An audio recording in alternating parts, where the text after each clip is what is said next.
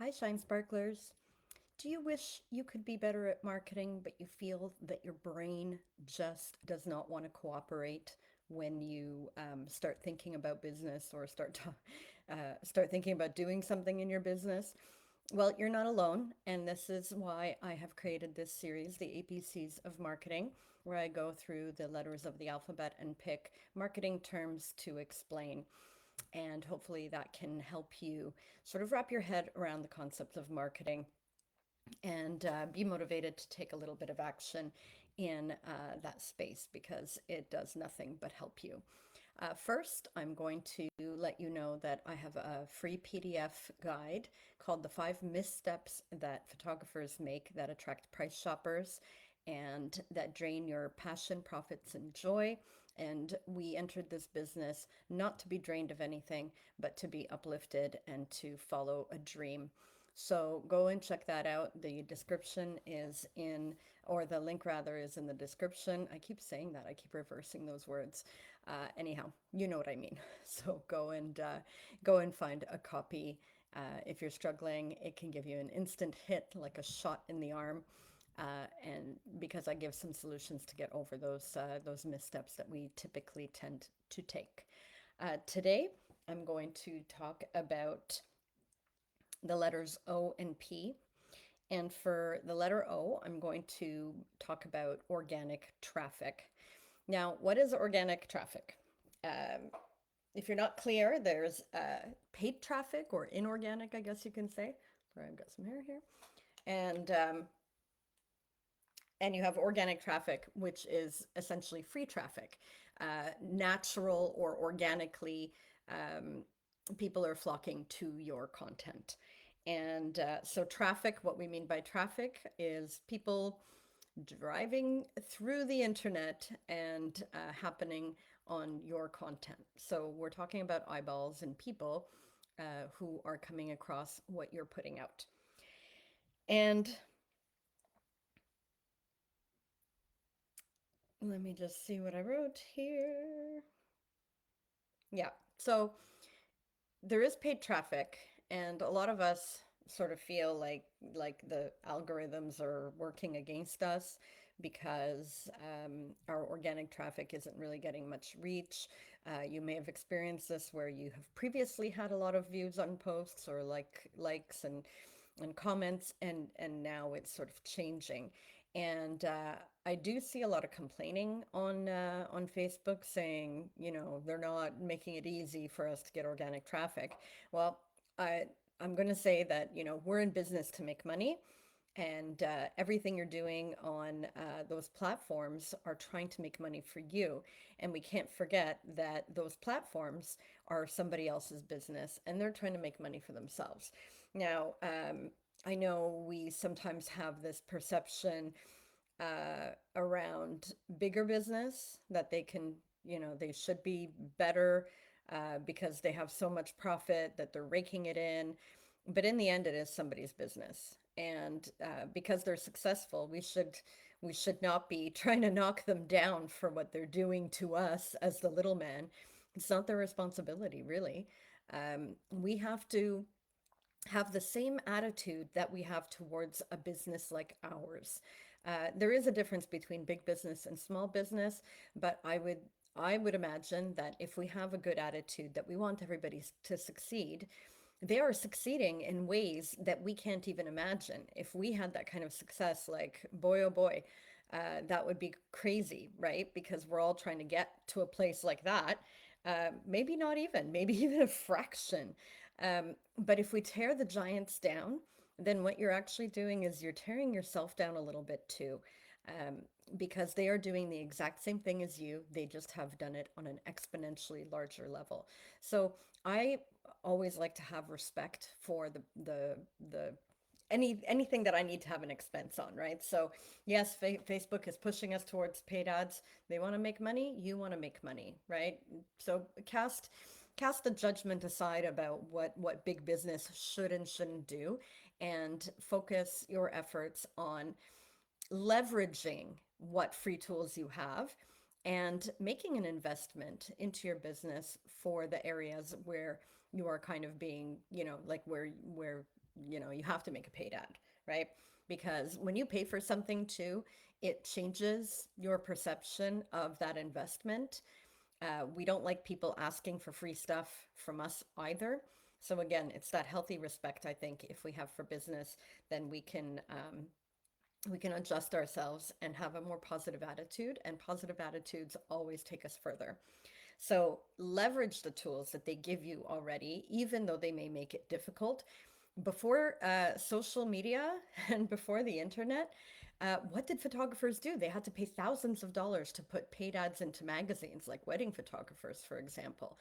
There is so much more accessible, free opportunities on the internet, or low pay. I mean, even Facebook ads, you can invest in as little as a few bucks a day. And we don't really appreciate it. We take it for granted, but we shouldn't.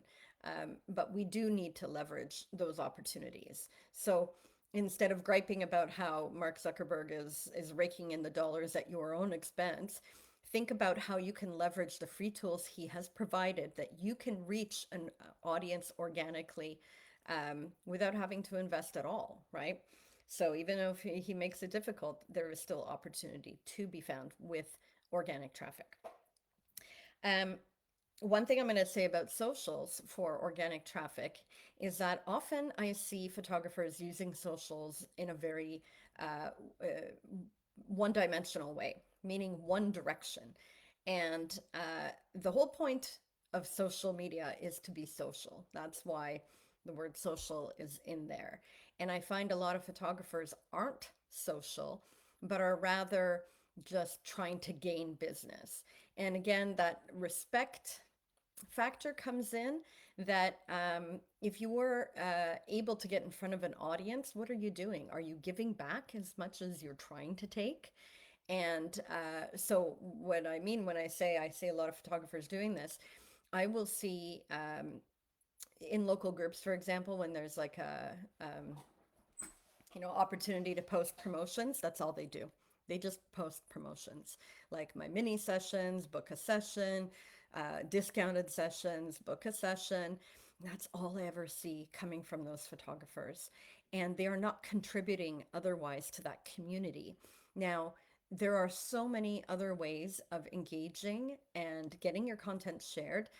A promotion may not do it, and low cost may not do it all either. We're going to talk about pricing in the second half of this video for the letter P, but low dollars doesn't always get you people sharing like crazy. Think about what you would share on socials. Usually it's something that you just have some sort of connection with, is really funny, is controversial, is dramatic. Um, so if you're just posting, mini ads every other week for each holiday, then it's only one way. There's If somebody is not interested, then they scroll on and it's gone forever. But for example, if you're social and you show up other than promotions, people will start to get to know you.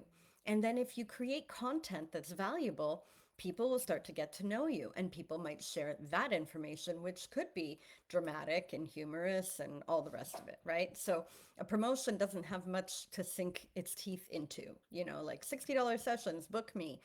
Not much there, right? But if you are a pet photographer, for example, and um, you know, uh, you have taken photos of dogs that have really funny faces, like they make a funny face, they shake or something like that, or their tongue is hanging out. Make a blog post about it, because people love their dogs. So the outtakes of a pet session or something like that, and share that to your community, and see if you don't get more organic traffic that way, because people will share what they like. And pets, gosh, like people go gaga over their animals, and cat videos, dog videos go into that kind of territory, and you'll get more organic traffic to your content. So don't be one way on social media, be a two-way, right? The other, when we talk about organic traffic, we talk about SEO. Sorry, my daughter's trying to text me, so she's Yep. Okay. She's not going to get an answer, but she's probably going to keep on dinging. Anyhow, uh, so organic traffic also relates to web and search results and search engine optimization. So we talked about that a little bit in a previous video when we talked about keywords, but essentially, you want to be findable on the internet and you want that organic traffic leading to your website. So, meaning when somebody searches for you, you come up. And the way to do that is to make sure that you have good keywords. We talked about keywords in a previous video. So, you have good keywords in your website that are terms that will help people find the type of photography that you're offering. And good content.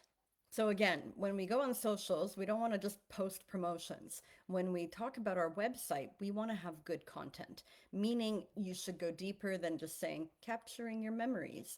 There needs to be something a little bit more of substance there, informative content, inspirational content, um, a variety of different things that will appeal to your ideal audience.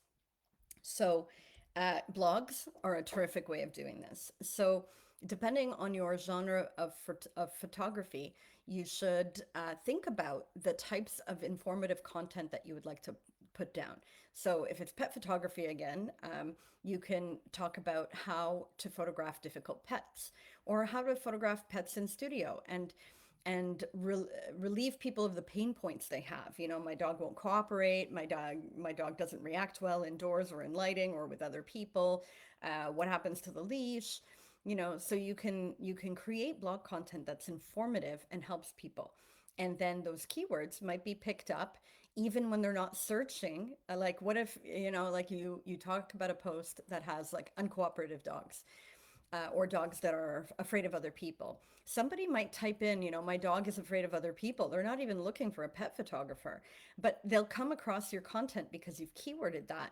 And they'll be like, oh, well, this is an interesting article of what, when dogs are afraid of people in the context of a photography session. And it might just compel them to be like, oh, well, I never thought of a dog photography session in studio, but look at all this beautiful work in this portfolio. And you get them to click and you get them into your website and wanting to book. So, informative content and inspirational content. So, sharing actual sessions and putting in keywords into your blogs and making sure that you will get picked up by search results. The other types of ways that we can improve our organic traffic is to create good internal links. So, for example, if you have a blog post about uncooperative dogs in studio, within that blog post, you might post a link to view your portfolio to see other uncooperative dogs that ended up beautifully rendered in photos. So you would link that to your portfolio, or you would link to another blog post, which played on a different aspect of that. So, um, or a similar topic, or a part two or a part three, something like that. So you want to link those all together. And then another way of doing it is to make sure you get good backlinks. And what backlinks are links from other sources into your website. And the way you get those, you can sign up for a directory where your website will be listed on a directory, either paid or free, depends. There could be a little bit of either one. So there are places for weddings, for example, Wedding Wire, where you can have a profile for free, and then other places, I believe, like the Knot, where you would have to pay membership. So you have to evaluate those opportunities, but you can find places that will publish your link. Uh, Partnerships. So if you do a collab with somebody in the neighborhood, like a boutique or a rescue or something, then you can each put links up to one another and you can help with that backlink, building that authority. Guest posts. So find opportunities to be a guest somewhere on a podcast, on a news show locally. Um, there's many opportunities. So you can do that. You can approach your local, um, news, even local news, like small newspapers and things like that, that always need some good lifestyle articles. So you can approach people in your neighborhood who have these kinds of blogs or whatever it is, and you can get a backlink published from there.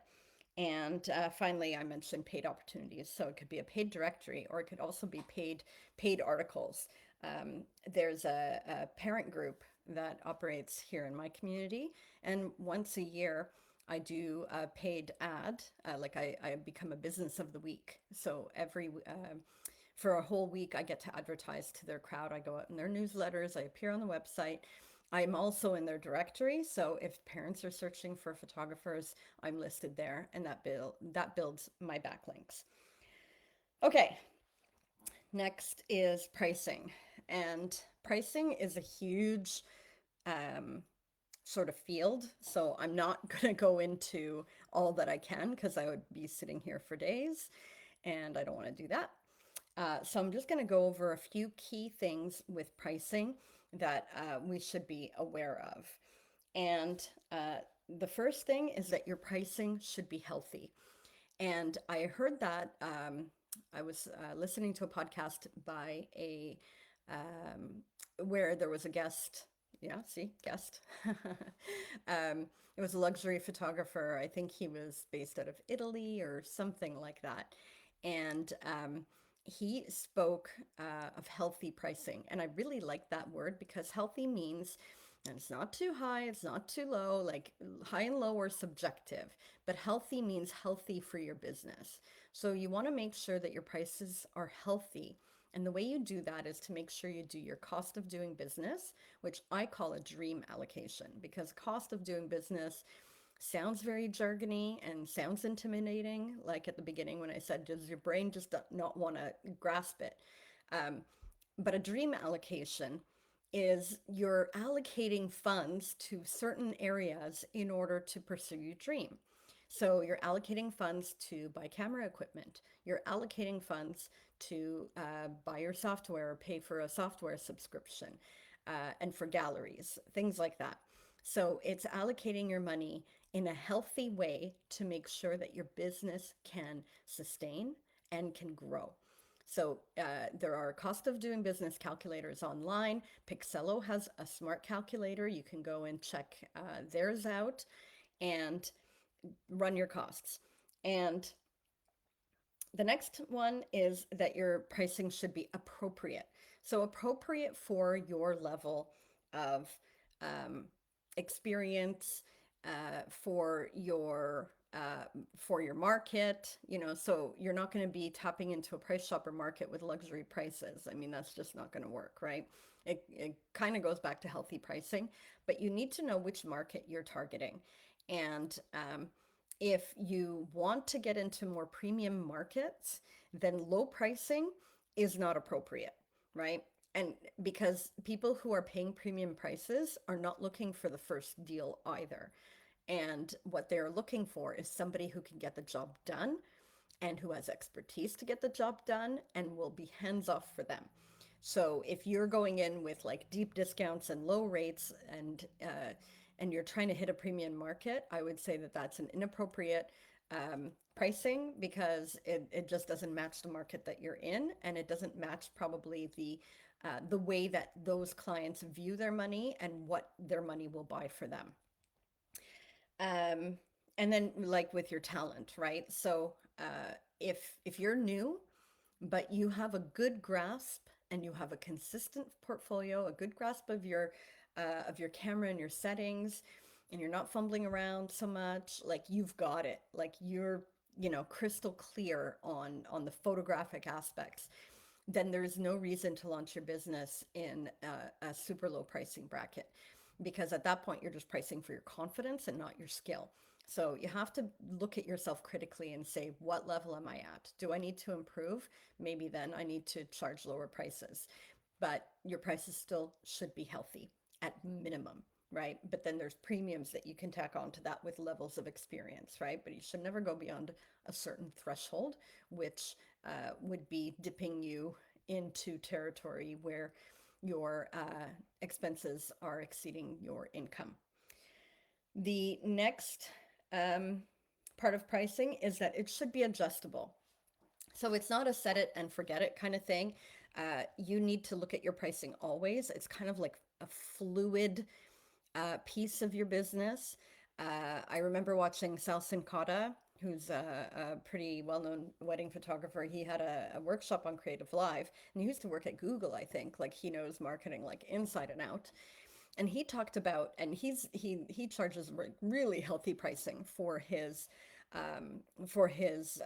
business. And I remember him saying something like, when it's a slow season, he'll knock off a few $100. And when it's busy season, he'll knock it up a few $100. Like he's fluid along with the times, and he's using his pricing as a means to create and or subdue demand. So if there is little demand at the time because of like a seasonal thing, then knocking the prices down or adding value to the same priced collections will generate more demand. So it's using pricing in a very strategic way to manage the demand and to create or subdue it on your own. So if you are booked up to your eyeballs, it may be time to raise prices to reduce the demand so that you can still make the same amount of money or more, but taking on less clientele and not being as burnt out, right? So it should be adjustable. It should also be adjustable for your education. So last year I took a master class in photography, and I invested a good chunk of money into that. Got a lot of value out of it. It was great. And now that is going to be reflected in my prices. So when I look at my costs at the beginning of the following year, I look at what I have done to improve myself. Have I upgraded my equipment? Have I upgraded my education? And I will take that price and do like a 3x factor, the way that I might do a, um, a markup on my cost of goods, right? So for print items, it's usually a 3 to 5x factor that you would charge to make sure you can, sort of handle shipping and taxes, and if there's any mistakes with your prints that you have to do a reprint. So I kind of take the same stance in my education. So if the course cost me, for example, $1,000, then I would say that it 3x is $3,000, that my value increased as a result of taking that class. I absolutely received $3,000 worth of value in it because it spurred new ideas. It created new avenues for my business. And so now next year, I'm going to add $3,000 to my bottom line when I'm calculating my new revenue goals and accounting for that education, because I invested not only money, but time and effort into that, and it's going to bring so much more value to my clients that than the 3,000 even. So it's going to 3 to 5x my clients value, which makes it worthwhile to them for the prices that they're going to pay for my services. Next is reveal. Now I see really very little price reveal strategy going on in photography, and it's a key aspect of things, right? So if you go into an Old Navy, I've used this example before. If you go into an Old Navy store, their price strategy is to put it all in your face, right? So there's banners of 50% off. There's, red crossed out and new prices. Like they're highly focused on the price, and the way they reveal it is instantly, right? Even on the outside of the store, everything on sale, 50% off, whatever, whatever. That's an instant price reveal, but that's not accidental, right? So if you're just showing your prices because you're just showing your prices, you didn't think anything differently about that. You just kind of, here's my price, and here I'm going to put it on my website, or I'm going to put it in a price guide and send it to people. um, Old Navy and pretty much every other business, they have a price reveal strategy. And if you're seeing signage of discounts and big signs for sales and things like that, not accidental. A sale and a discount is meant to grab your attention instantly because that's how they get the volume of people in their stores buying.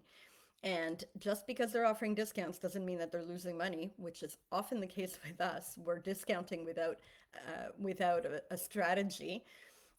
But their strategy is like, we're going to lose this amount of money, but we're going to make up with volume because people love sales and they're going to flock. So they're going to make up in volume what they lack in the the price. And their price reveal is instant. Now, I also contrasted Old Navy with Tiffany's in one of my older blog posts. And if you go to the Tiffany's website and if you go to their product page, you'll notice that they don't have their prices revealed right away. They have like a drop down or a menu or a reveal, I don't remember, like on hover or something like that. You have to hover over the product to get the price. And that is also intentional. They want you when a user gets to their product page, they want to engage the senses in beautiful, beautiful products, jewelry, and they want that few moments before any price is presented for people to take it all in and get inspired and start to desire and stoke that attraction to these beautiful Tiffany items, right? And then when you're ready, you hover over an item and then, you can either click through the page or it reveals like a product description and a price. That's intentional. So think about how you want to reveal your prices to your clients. Do you want to be the big in your face sale? Or do you want to reveal it as it goes? If you think about that a little bit, it might change how you present your prices to your clients. And finally, focus. So it goes with the price reveal. Many, many, many advertisements, paid or not paid, that I see on socials. Somebody makes a Canva flyer, and the very first thing that's like circled or put into a starburst in big bold letters is the price. And sometimes with words like only $100, only $50. And when do you notice something? You notice something when there's a big starburst around it or a big circle around it, or if it's bold, right? So what you focus on with your graphic design is what you're saying is important. So if something's bolded, it's important, right? If something's in italics, it's usually important. There's a stress, an accent on it. So if you bold your price, if you put it in big, big letters, numbers, sorry, in a big font, let's say, and you put like a big circle around it, the way that like Old Navy might put big sales, they're focusing your attention on that. And they want to focus your attention on that. That's also very deliberate and intentional. Um, and Old Navy, like I said, they make up in volume what they lack for in price. So they're still making lots and lots of money. When you are focusing on your price and it's a low price, you are not making lots of money. And on top of that, you are focusing people on the price. You are telling them that the price is important. And in our genre of business, you don't want to focus people on the money. You want to focus them on the connection with you, on the brand, on what service you can give to them, what wonderful things that they will receive if they hire you over somebody else. If you make the focus the price, then they will just take all of those flyers that they see through the different groups that are being posted, and they're just going to compare the price and go with the cheapest one. So you have to think about what you want people to focus on. So when you're about to create that Canva ad with a price big and bold and circled, you may want to rethink that and place more focus on the connection, the content, like the copy, the title, the emotional tug that people will connect to in your ad. So that's what I'm going to say about pricing. I hope that has been helpful. I know pricing is so big. If you have more questions on pricing that you want to see me address in a live or in a blog post, then please use the comments on this video to ask your questions, and I'm happy to try and answer them all. In the meantime, if you are struggling and you don't want to leave a comment, then go and download my free guide. The link is in the description. So taking a break for the weekend and coming back next week to finish off the rest of our ABCs of marketing. Have a great weekend, everybody, and I will see you on Monday.